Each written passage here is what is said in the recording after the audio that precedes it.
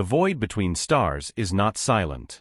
If you listen with the right sensors, you can hear the echoes of ancient empires, the whispering pulses of hyperlanes, and the slow, cold heartbeat of dying suns. But in the grand chambers of the Galactic Council, on the ringworld of Xylos, the silence was deliberate, heavy, and final. Archivist Cthar of the Veln, a species whose slender forms and crystalline minds were the very model of civilized logic, floated before the central tribunal. His voice, a soft chime-like modulation, addressed the assembly of 1,000 species. "The record is clear," Cthar intoned, light glinting off his opalescent carapace. "The species designated Homo sapiens of Sol 3 possesses a unique and dangerous volatility. Their history is a cyclical testament to violence, territorialism, and emotional irrationality. They do not bend to the greater galactic good. They break, or they break others." A holographic display flickered, showing curated clips, primitive warfare, polluted skies, political strife. It was a damning, if selective, portrait. They have breached the galactic threshold with crude FDL, demanding a seat at this table. The Council's duty is preservation. Of peace. Of stability. Of order. Their inclusion is a risk we cannot calculate, and therefore cannot accept. The vote was not unanimous, but it was overwhelming. The decree was issued not with malice, but with the cold sterilized certainty of a surgeon removing an infected limb. Decree 7 Alpha. The Sol system and its indigenous species are to be placed under permanent quarantine. A Dyson shell of Council construction will encircle their star, harvesting its energy to power the containment field. All FDL-capable human vessels are to be dismantled. The species will be limited to its home system, its fire dampened, its potential forever capped. For its own good, and for the good of all. The human diplomats, their faces pale with a dawning horror no alien could fully comprehend, were given the verdict. 1. Ambassador Elena Vance stood. Her voice didn't chime. It didn't warble. It was low, steady, and carried a weight that seemed to physically press on the chamber's artificial atmosphere. "You are not containing a threat," she said, her eyes scanning the myriad faces of the Council. "You are burying a seed. And you have no idea what will grow in the dark." Her words were recorded, filed under emotional outburst, species typical, and forgotten. The Dyson shell was built, a marvel of unified galactic engineering, a perfect sphere of energy-absorbing hexagons around the sun. Earth and its colonies were left in a permanent starless twilight, illuminated only by the faint ghostly glow of the shell's inner surface and the desperate glare of their cities. The galaxy turned its back, satisfied. The problem of humanity was solved. What the Council, in its towering wisdom, failed to understand was the fundamental nature of the thing they had tried to extinguish. They mistook a star for a candle, and thought a snuffer would suffice.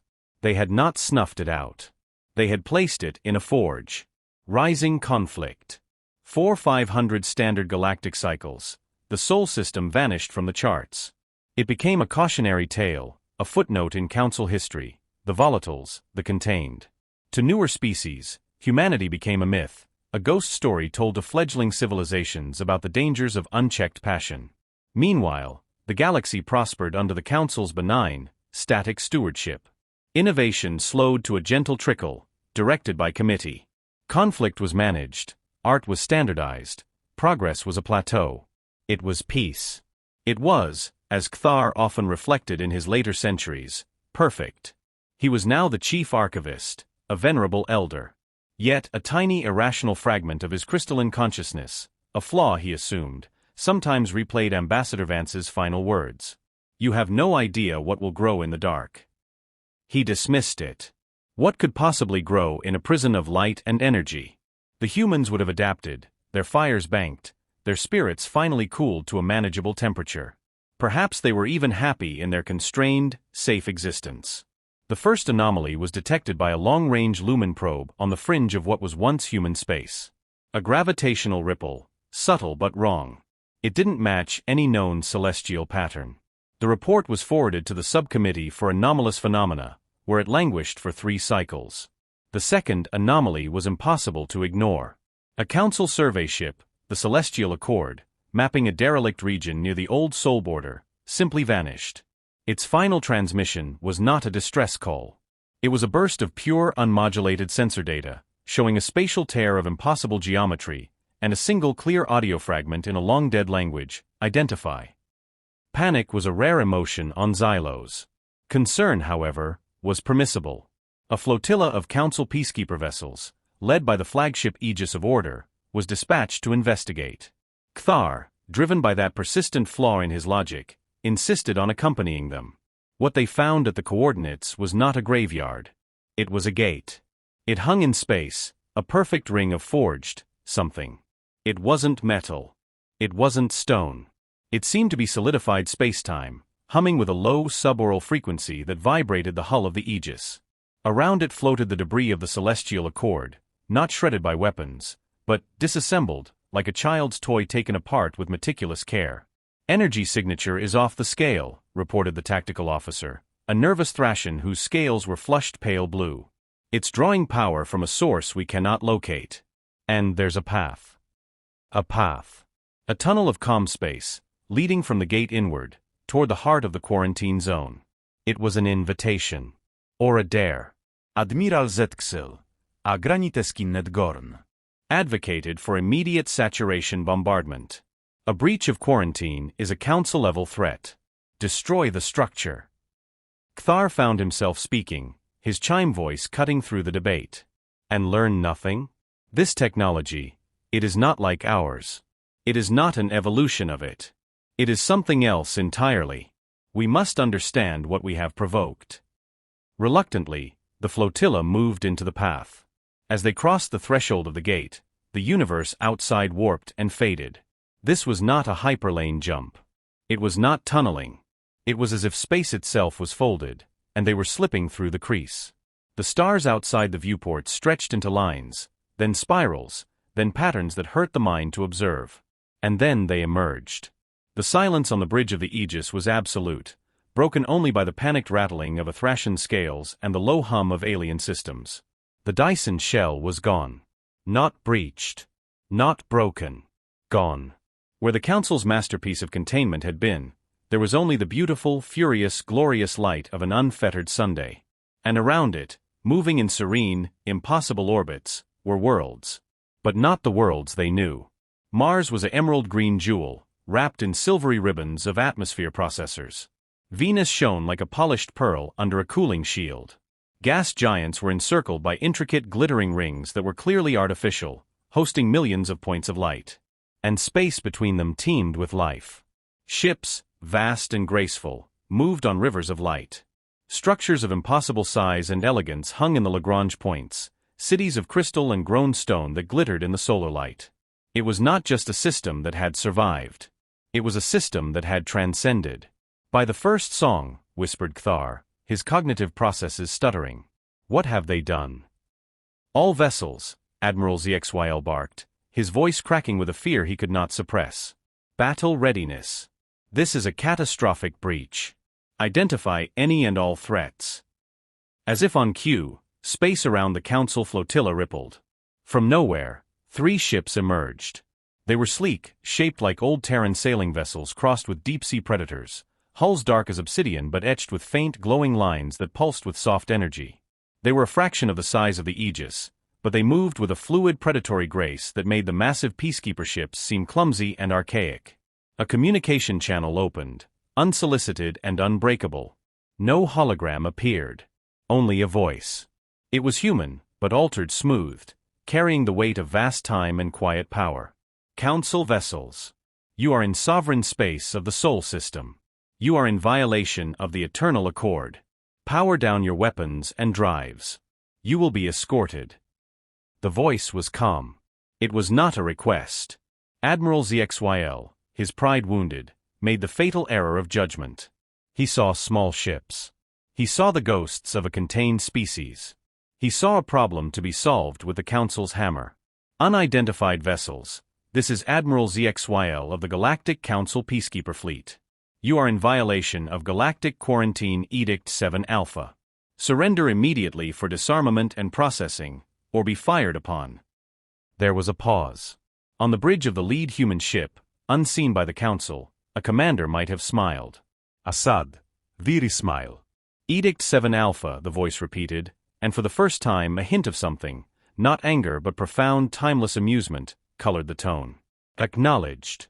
Your sovereignty over this space is denied. Your threat is noted. ZXYL gave the order. Fire primary batteries on the lead vessel. Disable it. Brilliant lances of plasma, capable of cracking a continent, speared from the Aegis. They struck the dark hull of the human ship, and did nothing. The energy didn't deflect. It didn't splash. It was absorbed, the glowing lines on the ship's hull flaring brighter for a microsecond before returning to their steady pulse. The bridge of the Aegis was utterly silent. "My turn," said the human voice. The human ship did not fire a weapon. It simply pointed. A beam of pure white light, no thicker than a man's arm, lanced out and touched the Aegis's main weapon battery. Where it touched, matter ceased to exist. Not exploded. Not melted. Unmade in perfect silence, leaving a smooth hemispherical crater of molten edges that cooled almost instantly. One shot. One statement. "Your technology is based on force application," the voice explained, patient, like a teacher with a slow child. "Ours is based on state manipulation. You push energy. We edit reality. Power down. Final warning." Shaken to his core, Admiral ZXYL gave the order to stand down. The flotilla was shepherded, not to a space station, but to a holding orbit around a world that should have been dead and airless, Mercury.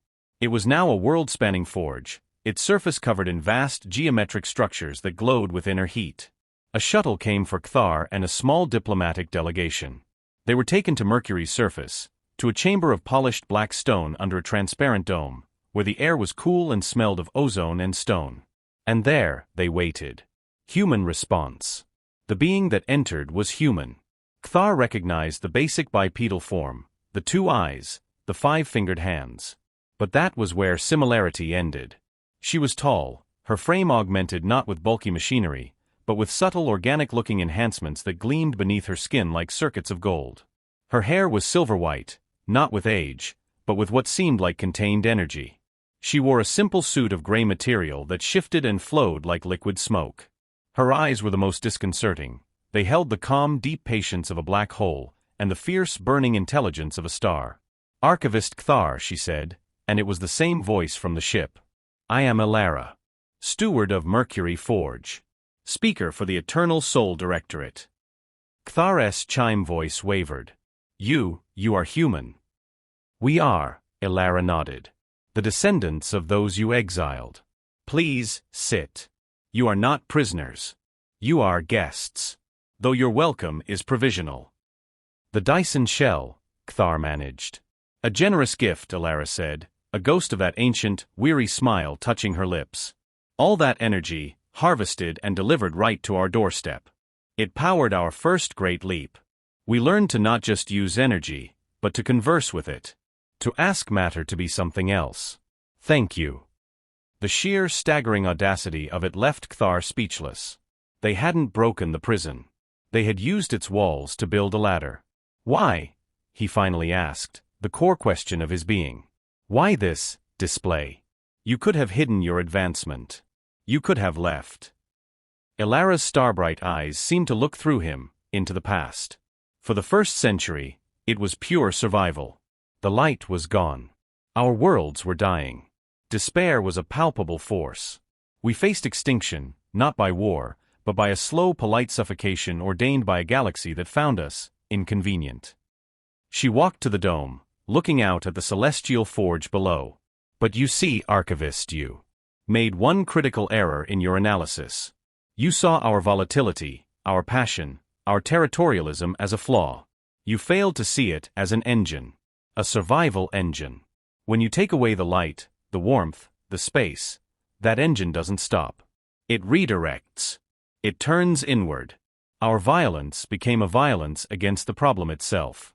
Our territorialism expanded to claim the very fabric of space-time as our territory. Our emotional irrationality became the fuel for a hope that refused to die." She turned back to him. A council species, placed in our position, would have rationally accepted the end. They would have optimized their decline, made peace with the dark. We are not a council species. We raged. We fought the walls of our cage not with our hands, but with our minds. And we discovered something in the darkness, something your perfectly lit, peaceful galaxy had never needed to find. What? Kthar breathed, enthralled and terrified. The sound of reality humming, she said softly. The cracks in physics where possibility leaks through. We didn't advance along your linear path. We stepped sideways. While you were building better starship engines, we were learning to whisper to entropy. While you were debating aesthetics, we were painting with quantum fields. The delegation was shown fragments of human history. Not the curated clips of the Council, but the true record. The long night. The forging of the unity government in the caverns of a dying Mars. The scientist who, facing the freezing of the last agricultural dome, had her breakthrough not in a lab, but in a moment of desperate, furious prayer, a prayer that led to the theory of coherent reality manipulation. The engineers who sacrificed their lives to build the first reality forge, using the stolen energy of the Dyson shell to stabilize a tiny permanent wormhole, the first stitch in what they would call the eternal tapestry.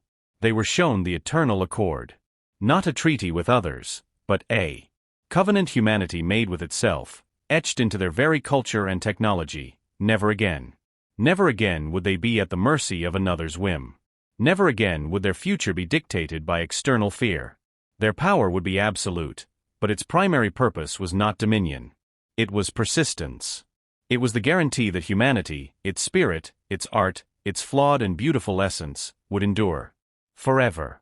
But this power, Kthar stammered, thinking of the unmade hull of the Aegis. It is terrifying. You could dominate the galaxy.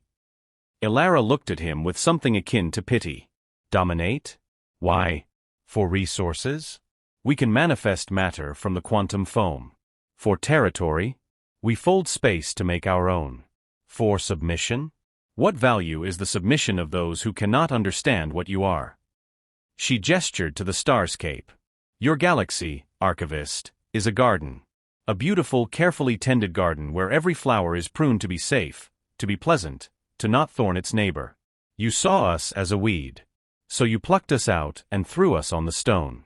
But a weed does not die on stone. Its roots find the cracks. It grows tougher, sharper, more resilient. And when it blooms, its flower is not for your garden.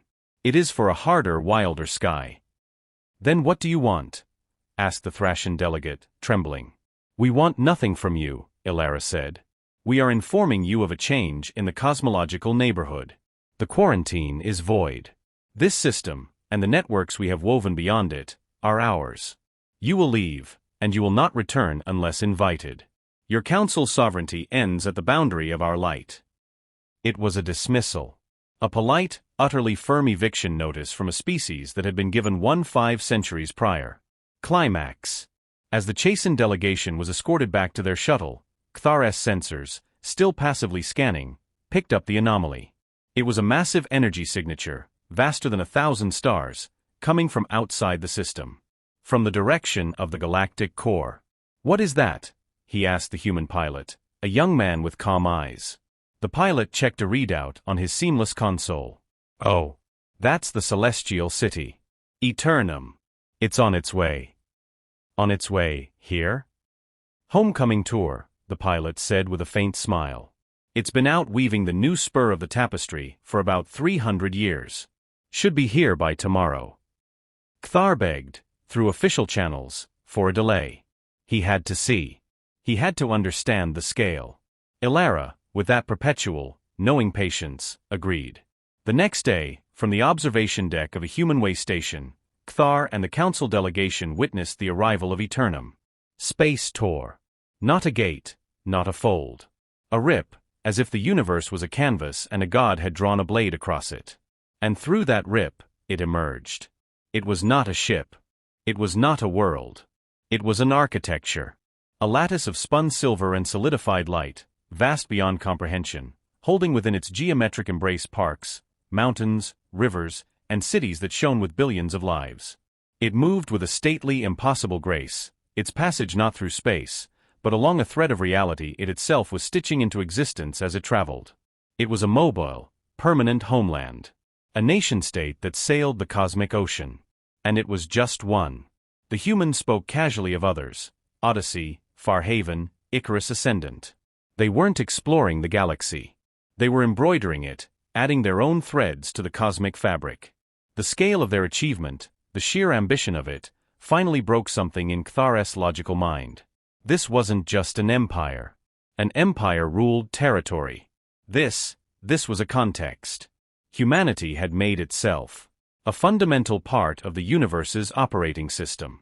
Their power didn't stretch across space, it stretched across time, across possibility.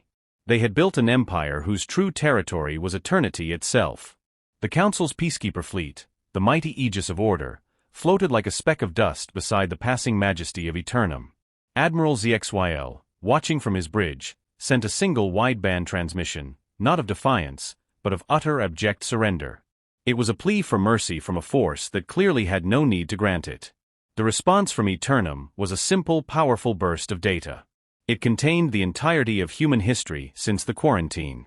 The suffering, the struggle, the breakthroughs, the art, the music born in the dark, the philosophy forged in desperation, the sheer, unyielding will that bent physics rather than break itself. And finally, the core tenet of the Eternal Accord, the principle that governed all their universe-altering power. To protect our own. To harm none who do not seek our harm. To endure. To create. To witness the story of existence forever. They were not conquerors. They were witnesses. Gardener of their own impossible garden. And their first, last, and only response to threat was not annihilation, but a demonstration of such overwhelming serene capability that conquest became a pointless, childish notion. As Eternum slid into orbit around the rejuvenated Earth, its light joining the sun's to illuminate the blue-green world, Kthar understood. The Council had tried to prune the weed. And in doing so, they had forced it to become a forest of iron and starlight, with roots in the bedrock of reality and branches that brushed the edges of creation. Resolution. The Council flotilla was seen to the edge of the Sol system, to the point where their own familiar hyperlanes began. No human weapons tracked them. No threats were made. They were simply released. On the journey back to Xylos, the silence on the ship was profound. The threat assessments, the tactical analyses, all were meaningless scribbles on a cave wall compared to the sun they had just witnessed. Kthar stood in his quarters, looking at the stars, the old familiar, tame stars of the Council galaxy. He thought of the curated clips he had shown the Tribunal 500 years ago. The wars, the pain. He had not shown the other clips. The compassion that risked everything for a stranger. The art born of soul-deep yearning. The laugh that defied despair. The love that built families, communities, civilizations from dust. He had shown them the shadow, and called it the whole creature. He had been wrong. The humans were volatile. They were passionate. They were territorial. But those were not flaws. They were the facets of a diamond pressed under cosmic pressure. Their empathy was as deep as their rage. Their creativity as potent as their destructiveness. Their need for connection as strong as their need for freedom. You could not have one without the others. To contain the darkness, the Council would have had to extinguish the light. And they had failed. The galaxy had believed it was mature, wise, and peaceful. It had met something older in spirit, wiser in hardship, and peaceful not from absence of conflict, but from possessing power so great that conflict was rendered obsolete. A peace not of quiet, but of unshakable strength. The delegation's report to the Galactic Council caused pandemonium, then silence, then a slow dawning, epical humility. The quarantine edict was quietly expunged from all records. The name Sol System was replaced on new charts with a glyph the humans used, a circle within a star, within a larger circle. It translated, roughly, to the heart of the eternal tapestry. A place of immense, quiet power that asked for nothing, and offered only a simple, humbling lesson. The galaxy had tried to define humanity by its worst moments. In response, humanity had defined itself by its endless, relentless, beautiful potential. They had been given eternity in a cage. So they had learned to hold eternity in their hands. Kthar, in his final cycles, would often look toward the distant, now uncharted sector of Sol. He no longer felt fear. He felt a strange, melancholic awe. And sometimes, on the edge of his crystalline consciousness, he would remember not Ambassador Vance's words of defiance, but the look in Alara's eyes, the patience, the wisdom, the gentle, terrifying fire. And for the first time, the galaxy understood what it truly meant to be human.